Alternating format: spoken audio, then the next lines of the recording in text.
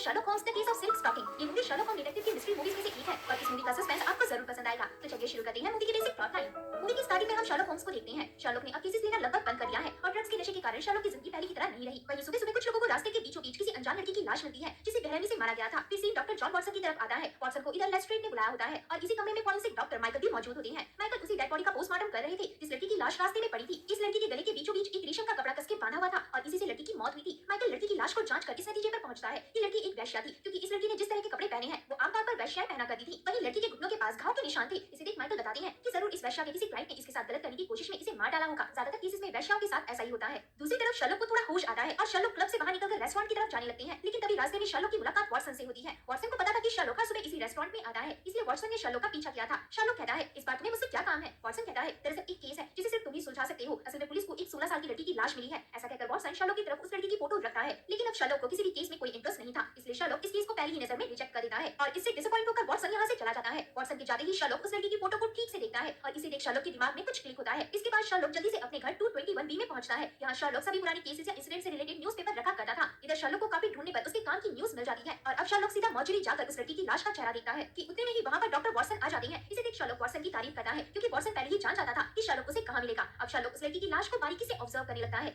वहीं Watson Sherlock को लड़की का पोस्टमार्टम रिपोर्ट सुनाता है जिसके अनुसार लड़की एक वेश्या थी। लेकिन शर्लक कहता है गलत, ये लड़की कोई वेश्या नहीं थी। इवन इसने जो कपड़े पहने हैं वो शायद किलर ने इसे मारने के बाद पहनाए हैं क्योंकि वेश्याओं के दांत और नाखून इतने साफ नहीं होते। ऐसा कहते ही शर्लक को उस लड़की के मुंह में कुछ दिखता है और यहाँ शर्लक उसके मुंह से एक काफी अंदर तक घुसा हुआ कपड़ा निकालता है। इसे देख इन्हें यकीन नहीं होता। शर्लक कहता है लेस्ट्रेड को इन्फॉर्म करो, हमें लेडी एलिस पेंट्री की लाश से एक रेशम का कपड़ा मिला है। ऐसा कहकर शर्लक वाटसन को वो न्यूज़पेपर दिखाता है जिसमें एलिस की तस्वीर थी। शर्लक बताता है कि एलिस कोई वेश्या नहीं बल्कि शहर की सबसे अमीर जर्नल और उनकी वाइफ लॉरेन की बेटी है। जर्नल की वाइफ लॉरेन एक डचेस है और वह लड़कियों को डांस परफॉर्मेंस के लिए रेडी करवा रही है। असल में ये डांस लंदन के राजा के आने पर उनके पैलेस में परफॉर्म किया जाएगा। इधर लॉरेन देखती है कि उसकी बेटी एलिस गायब थी, तो इसीलिए लॉरेन रॉबर्टा नाम की दूसरी डांसर को एलिस का रोल प्ले करने कहती है। तभी लॉरेन के पास उनका बटलर उन्हें कुछ पता नहीं आता है और फिर लॉरेन को वहाँ से निकलना पड़ता है। दरअसल लॉरेन से मिलने इंस्पेक्टर लेस्ट्रेड आए थे। लेस्ट्रेड बताती है कि हमें सड़क के किनारे लाश मिली है और ऐसा शक है कि वो लाश आपकी बेटी की है। तो इधर लॉरेन को इस बात पर यकीन नहीं होता, लेकिन फिर भी लॉरेन बॉडी को चेक करने इंस्पेक्टर लेस्ट्रेड के साथ मॉर्चरी पहुंचती है और यहाँ लाश को देखते ही लॉरेन जो अब तक काफी खुश थी उसका चेहरा उदासी से भर जाता है। मतलब ये लाश सच में उसी की बेटी एलिस की है। लेकिन यहाँ जब लॉरेन एलिस से मिले कपड़ों को देखती है तो वो बताती है कि ये कपड़े एलिस के नहीं है, जिससे शर्लक होम्स की थ्योरी सही साबित होती है। इसके बाद मैडम लॉरेन अपनी बेटी के डेथ के गम को लिए वहाँ से चली जाती है। आगे शर्लक भी वाटसन के साथ घर पहुंचता है। यहाँ आते ही शर्लक लॉरेन के हस्बैंड जॉर्ज के बारे में पता करने जुट जाता है। दरअसल शर्लक को पता था कि एलिस की मौत की खबर सुनकर जो अगला आदमी उनके पास आएगा वो जरूर जॉर्ज होगा और होता भी ऐसा ही है। जनरल जॉर्ज इनसे मिलने इनके घर आते हैं। जॉर्ज कहता है मैं अपनी बेटी के किलर को कैसे भी ढूंढना चाहता हूँ, चाहे इसके लिए कितने भी पैसे लगे, मुझे उसकी कोई परवाह नहीं, बस आप उसके हत्यारे को ढूंढ निकालिए। शर्लक कहता है ऑफ कोर्स मैं ढूंढ निकालूंगा, लेकिन मेरी सिर्फ एक शर्त है कि मुझे इस केस को सॉल्व करने की पूरी छूट चाहिए, यानी कि मैं आपकी फैमिली में किसी से भी कभी भी तहकीकात कर सकता हूँ, इसकी कोई बंदिश नहीं होगी। तो जॉर्ज इस पर मान जाता है। फिर इसके अगली सुबह ही शर्लक जॉर्ज के मेंशन में पहुंचता है। यहाँ लेस्ट्रेड शर्लक को एलिस के कमरे की तरफ ले चलती है। इधर आते ही शर्लक इस कमरे में रखे हर एक सामान की तरफ गौर से देखता है और तभी शर्लक को बालकनी के उस तरफ कुछ नोटिस होता है। शर्लक खिड़की खोलकर बालकनी के बाहर जाकर लेस्ट्रेड को नीचे रखे सिगरेट और दारू की बोतल दिखाता है। शर्लक कहता है इस बोतल के फिंगरप्रिंट की जांच करवाइए, यहाँ 4 सिगरेट है जिसमें से 2 सिगरेट को होल्डर में डालकर बुझाया गया है, वहीं बचे 2 सिगरेट को पांव से कुचलकर, मतलब ये 4 सिगरेट तो अलग अलग आदमियों ने पिए हैं। यहाँ स्ट्रगल का भी कोई निशान नहीं, यानी किलर एलिस को आसानी से उठाकर ले गया था। वहीं रिपोर्ट के अनुसार एलिस ने मरने से ठीक पहले चॉकलेट खाई थी, जरूर उसी चॉकलेट में किलर ने बेहोशी की दवा मिलाई होगी। ऐसा कहकर शर्लक आगे कहता है कि किलर एलिस के जान पहचान वाला ही होगा जो एलिस के पूरे घर से वाकिफ था, इसलिए एलिस के हर एक फैमिली मेंबर के फिंगरप्रिंट्स जमा करो, किसी एक को भी मत छोड़ना। आगे शर्लक घर के बटलर को शराब की बोतल के बारे में बताता है। तब बटलर कहता है वो बोतल घर के मालिक यानी जनरल जॉर्ज संडे की रात को 11 बजे ले गए थे, शायद वह गलती से उसे बालकनी में भूल गए होंगे। तो शर्लक इस जानकारी के लिए बटलर का थैंक्स करता है। इसके बाद उस घर के सभी सदस्यों के फिंगरप्रिंट्स जमा होते हैं। शर्लक मिस लॉरेन और जॉर्ज से तहकीकात करता है तो इनकी बातों से पता चलता है कि ये दोनों एलिस पर उतना ज्यादा ध्यान नहीं देते हैं। शर्लक जॉर्ज से पूछता है कि वो संडे की रात कितने बजे सोने गया था। जॉर्ज कहता है 12 बजे तक मैं पूरी तरह से सो चुका था। शर्लक कहता है 12 बजे के ठीक बाद किलर एलिस के कमरे में आकर उसे किडनैप करके ले गया। उस वक्त एलिस अपने कमरे की छत में बैठकर आपके कमरे से चुराई हुई सिगरेट और बिस्की पी रही थी, लेकिन किलर ने जब उसे अगवा किया तो बिस्की और सिगरेट छत में ही छूट गए। यहाँ अजीब बात यह है कि किलर को अच्छे से मालूम था कि एलिस के रूम का स्ट्रक्चर कैसा है और पीछे से भागने का दरवाजा किस तरफ से है, इसलिए इसके बहुत चांसेस है कि किलर इसी घर का कोई सदस्य है। ऐसा कहकर शर्लक उस मेंशन से निकल जाता है और सीधा वाटसन के घर पहुंचता है। यहाँ हमें पता चलता है कि वाटसन की बहुत जल्द जेनी नाम की साइकियाट्रिस्ट से शादी होने वाली थी, लेकिन शर्लक जेनी से कभी मिल नहीं पाया था, इसलिए आज इन दोनों ने एक साथ शर्लक को डिनर में इनवाइट किया है। यहाँ डिनर के वक्त जेनी शर्लक से घुलने मिलने का ट्राई करती है, लेकिन शर्लक को लड़कियों से बॉन्डिंग बनाना बिल्कुल भी पसंद नहीं था। उसका मानना था कि लड़कियां सिर्फ समय की बर्बादी होती है और इसलिए शर्लक कभी भी शादी नहीं करेगा। तभी वहाँ फोन की बेल रिंग होती है, जिसके बाद शर्लक और वाटसन को एक जगह बुलाया जाता है। यहाँ लेस्ट्रेड शर्लक को शहर के एक और अमीर आदमी लॉर्ड लेसिंगटन से मिलवाता है और बताता है कि इनकी बेटी जॉर्जिना ठीक 9 बजे डांस रिहर्सल के बाद घर आई थी और फिर अचानक से वो अपने घर से कहाँ गायब हो गई किसी को नहीं पता।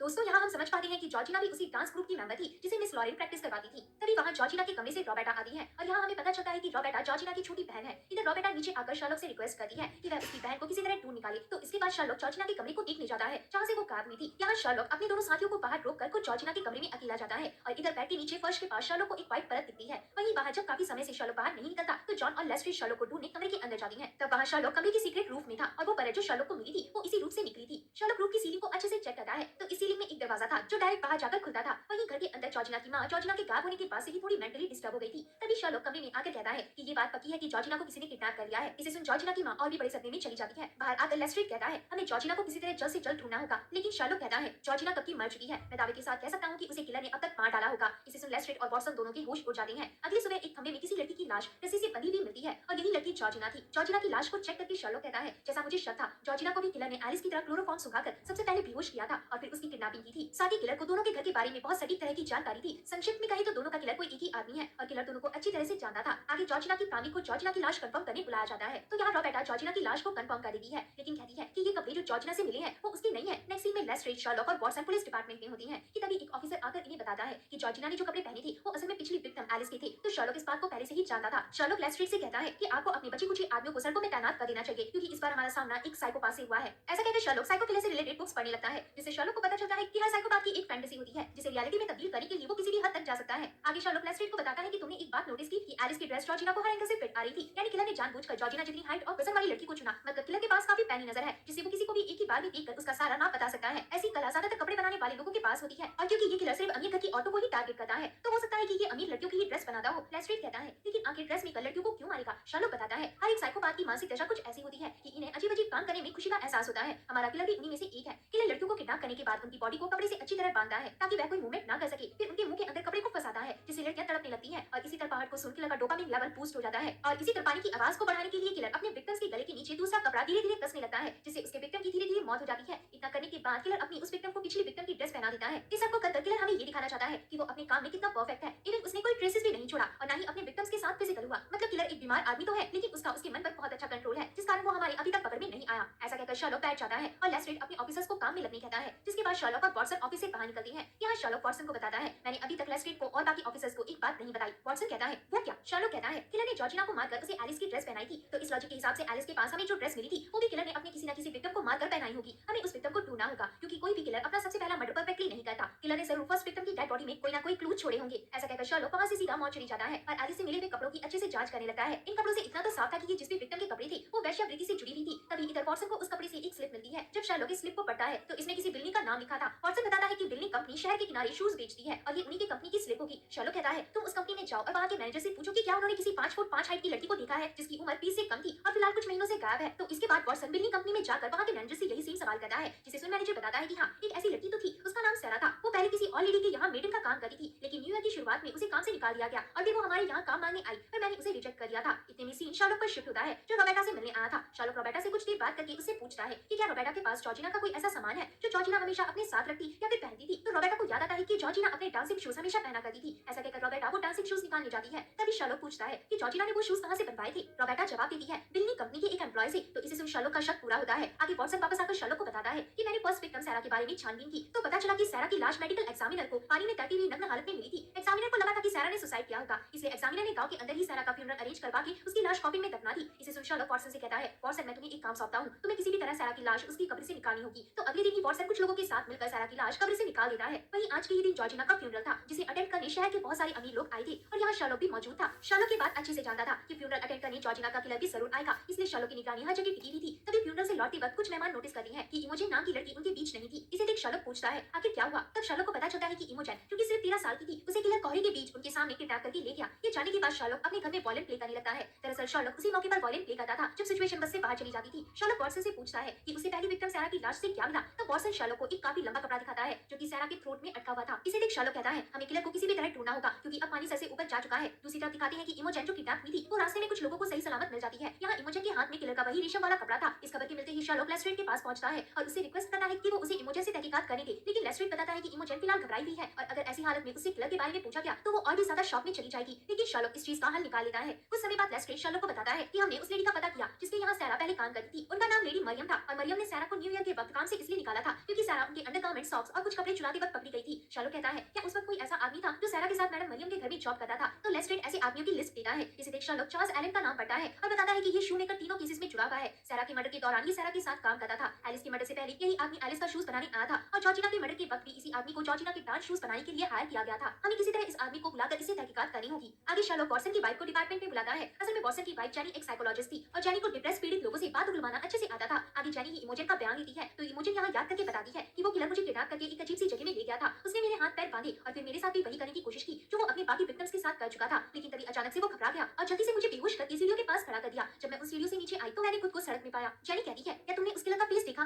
तभी सीन शर्लॉक पर शिफ्ट होता है जिसने इधर इन्वेस्टिगेट करने चार्ल्स एलन यानी उसी शोमेकर को बुलाया था। शर्लॉक कहता है अजीब बात है, जितने भी विक्टिम्स मरे हैं उन सबसे आप किसी न किसी तरह से जुड़े हुए थे। चार्ल्स कहता है हो सकता है कि ये सब एक कोइंसिडेंस हो। तो यहाँ शर्लॉक चार्ल्स से और भी सवाल पूछता है लेकिन चार्ल्स का साफ सीधा कहना था कि उसका तीनों विक्टिम्स के कत्ल से कोई रिलेशन नहीं और तीनों ही क्राइम होते वक्त वो कई लोगों के सामने हॉल में मौजूद था जिसे वो साबित भी कर सकता है। शर्लॉक कहता है फिर आप जा सकते हैं लेकिन जाने से पहले आपको अपने फिंगरप्रिंट्स हमारे यहाँ दर्ज कराने होंगे। तो चार्ल्स पूरे कॉन्फिडेंस के साथ इस पर मान जाता है। अगले सीन में शर्लॉक जेनी से मिलता है। जेनी बताती है कि इमोजन ने किलर का चेहरा देखा हुआ है लेकिन अभी इमोजन की हालत बहुत खराब है, फिलहाल हमें उसे घर भेज देना चाहिए। तो शर्लॉक कुछ सोचकर कहता है ठीक है फिर उसे घर भेज दो। ऐसा कहकर शर्लॉक उस कमरे में जाता है जहाँ चार्ल्स अपने फिंगरप्रिंट दर्ज करा चुका था। शर्लॉक चार्ल्स को लेकर बाहर निकलता है और चार्ल्स को झूठ बोलकर एग्जिट गेट की जगह हॉल की तरफ से ले चलता है। इसी हॉल में इमोजन की माँ इमोजन को घर ले जा रही थी। तभी रास्ते में ये दोनों एक दूसरे से मिल जाती हैं और इमोजन चार्ल्स को देखते ही घबरा कर कहती है यही वो दरिंदा है जिसने मुझे किडनैप किया था। तो अब शर्लॉक चार्ल्स को अपने साथ वापस ले चलता है। वहीं वॉटसन इमोजन को किसी तरह शांत कराता है। नेक्स्ट सीन में जेनी शर्लॉक पर बहुत गुस्सा करती है लेकिन शर्लॉक को इससे कोई फर्क नहीं पड़ता। उसे सिर्फ किलर को जल्द से जल्द पकड़ने से मतलब है। आगे थोड़ी समय बाद एक ऑफिसर चार्ल्स के फिंगरप्रिंट लेकर आता है और यहाँ लेस्ट्रेड उस फिंगरप्रिंट को किलर के फिंगरप्रिंट से मैच करता है पर ये फिंगरप्रिंट्स बिल्कुल भी मैच नहीं होते। इसे देख शर्लॉक को भी कुछ समझ नहीं आता और अब एविडेंस न मिल पाने के कारण इन्हें चार्ल्स को रिलीज करना पड़ता है। यानी असली किलर अभी भी सड़कों में खुलेआम घूम रहा है और पकड़ा नहीं गया। तभी उसी रात शर्लॉक रोबेटा के घर जाता है और रोबेटा से कहता है अगर तुम अपनी बहन के कातिल को पकड़ना चाहती हो तो तुम्हें मेरी एक छोटी सी मदद करनी पड़ेगी। फिर मूवी सीधा उसी दिन पर शिफ्ट होती है जिस दिन इंग्लैंड के किंग और क्वीन आने वाले थे। इस दिन के लिए सभी डांसिंग गर्ल्स तैयार हो रही थी और इन्हीं में से एक रोबेटा भी थी।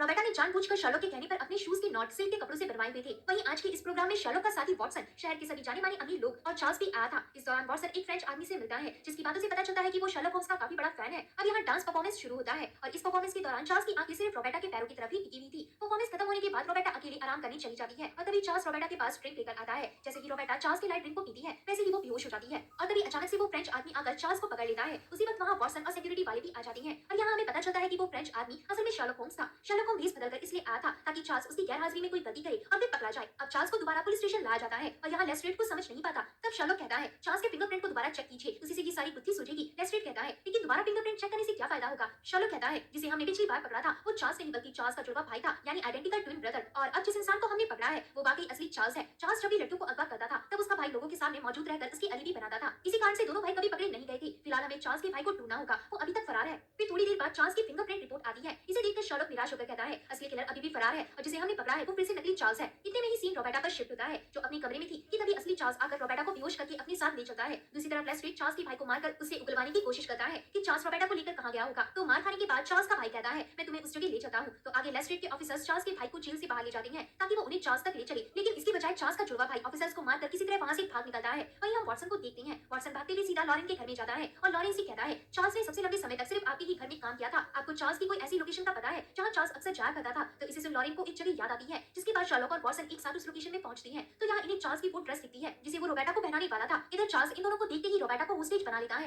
यहाँ शर्लॉक चार्ल्स को समझाता है कि जो तुम कर रहे हो वो बस एक पागलपन है, इस डिजायर को पूरा करने से तुम्हारी डिजायर कम नहीं होगी बल्कि और बढ़ेगी। इसी चक्कर में तुम कई और मासूम औरतों को मार डालोगे। लेकिन चार्ल्स शर्लॉक होम्स की बात नहीं सुनता और रोबेटा का गला दबाने लगता है। इसे देख शर्लॉक चार्ल्स के सामने ही वो कपड़ा फाड़ देता है जिसे चार्ल्स ने रोबेटा के लिए तैयार किया था। इसे देख चार्ल्स गुस्से में शर्लॉक की तरफ भागते हुए आता है लेकिन शर्लॉक उसे नीचे गिरा देता है कि इतने में ही चार्ल्स का भाई वहां आकर शर्लॉक के पीछे हमला कर देता है। लेकिन शर्लॉक उसके घुटने में गोली मारकर उसे भी नीचे गिरा देता है और अब ये दोनों भाई एक साथ पकड़े गए थे। वहीं रोबेटा जिंदा बच गई थी। आगे इन दोनों भाइयों को जेल में भेज दिया जाता है। वहीं इसी के कुछ दिनों बाद वॉटसन और जेनी की एंगेजमेंट हो जाती है जिसमें शर्लॉक भी काफी खुश दिखता है। एंडिंग सीन में दिखाती है कि अब शर्लॉक का जेनी और औरतों के प्रति नजरिया काफी सही हो गया था, वह उनकी इज्जत करने लगा था। इधर शर्लॉक वॉटसन और जेनी को अकेले एक साथ टाइम स्पेंड करने का कहता है जिसके बाद ये दोनों यहाँ से चले जाती हैं। वहीं शर्लॉक अकेले बैठकर अपनी सिगरेट पीता है और ये मूवी यहीं एंड हो जाती है। तो होप है कि दोस्तों आपको